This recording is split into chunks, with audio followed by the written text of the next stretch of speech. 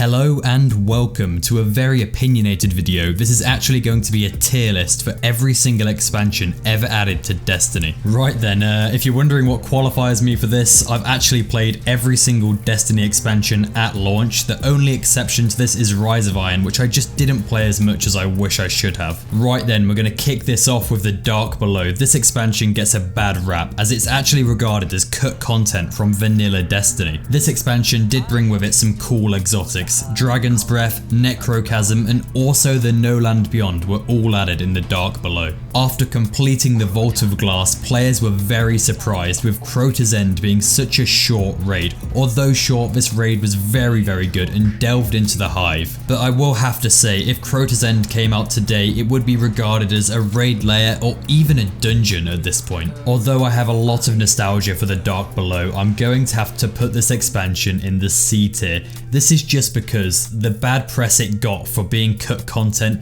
and also the fact it had such a high price point for such minimal content. Next up, we have the House of Wolves. Now, I'm not gonna lie to you guys, I really enjoyed this expansion. Although it doesn't have a raid, it came with Trials of Osiris, Prison of Elders, Dreg's Promise, we had Lord of Wolves, we had Queenbreaker's Bow. So much content in this expansion. So it's only right that I just chuck this expansion in the B tier. Now I think about it, House of Wolves was a very good expansion. If you ask a veteran player, Trials of Osiris was very good during this expansion. Not to mention we also had a new social space, so much more to chase. It felt like Bungie was almost overcompensating for not having a raid. Destiny's first major expansion, codenamed Comet, The Taken King, came out in September of 2015. I don't know where to start with The Taken King, a plethora of brand new PvP maps, 2 new game modes, Mayhem and also Rift, which was like Bungie's take on Capture the Flag. We also got 3 new innovative strikes that were designed for replayability. The story missions were done perfectly. It almost carried on from the death of Crota, and then at the end of the campaign it would almost ease you into the raid as you had to finally go after Oryx and finish him off. This expansion also brought new subclasses, a new enemy type, Phobos, the Dreadnought, the Court of Oryx. There's so much content in this expansion. A small part of this expansion that's memorable to me is definitely the exotic sword quest. It was such a long and grindy quest, but the reward at the end made it all worth it, and it was done so well and added exotic swords to the game. Maybe nostalgia has tainted my view, but in any case, I'm going to be putting this expansion in the S tier, definitely one of the best expansions ever added to the game. Rise of Iron is some people's favourite expansion due to the fact it has Wrath of the Machines, one of the best raids ever added to Destiny. This expansion had some really cool lore behind it. It also added Siva, the Archon Forge, and even a new social space. This expansion also had some very memorable weaponry. We had the remastered Galahorn, we had the Young Wolf's Howl, Outbreak Prime, Nemesis Star, the Kvostov. It had so many weapons in this expansion. Now, if you're looking at this expansion from a raid perspective, this is probably an S tier, but in my opinion, when you take into account the whole of the expansion, it just falls short of the Taken King. Right, next up we move to Destiny 2 and we have the Curse of Osiris. So what went wrong with this expansion? I felt like they focused way too heavily on the Infinite Forest, which was the idea of a randomly generating arena we would fight through on Mercury.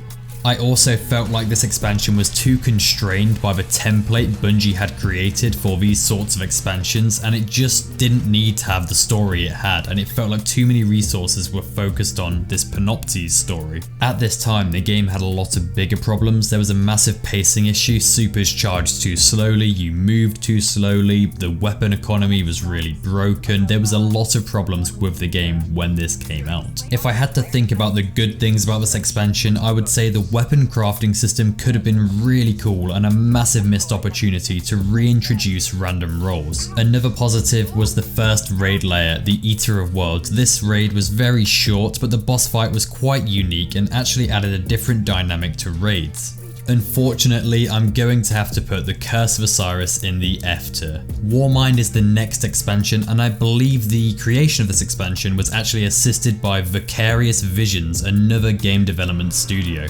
Now this expansion brought with it the new destination, which was Mars. We also got a new raid layer and escalation protocol, a brand new activity.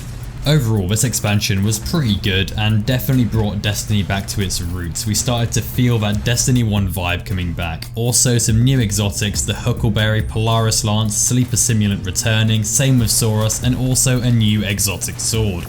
Now, when it comes to rating this expansion, it was still hindered by the state of the game, but overall I can definitely with confidence put this expansion in the C tier. Next up we have Forsaken. Now this expansion brought Destiny 2 back from the dead. It redid the whole weapon system, it added a brand new raid, 2 new destinations, a very good expansion. With this expansion we also got a new enemy type called the Scorn, we got tons of new exotics, we also managed to get random rolls back and new super abilities for each class in the game. Forsaken also had one of the best campaigns we've ever seen in Destiny, a revenge story to avenge our Hunter Vanguard, absolutely fantastic, and even continued into the raid. The tone and western theme of Forsaken is really cool, and the Dreaming City is a fantastic creative location that only Bungie could think of. When it comes to rating this expansion, I'm going to have to put it in the A tier. I might be biased due to me liking The Last Wish so much, but the A tier is where Forsaken deserves to be. That will do it for the first part of this video. If you guys enjoy this, I could always do a second part where I cover Shadowkeep and all of the other seasons that I haven't yet mentioned. Anyway, thank you for watching and goodbye.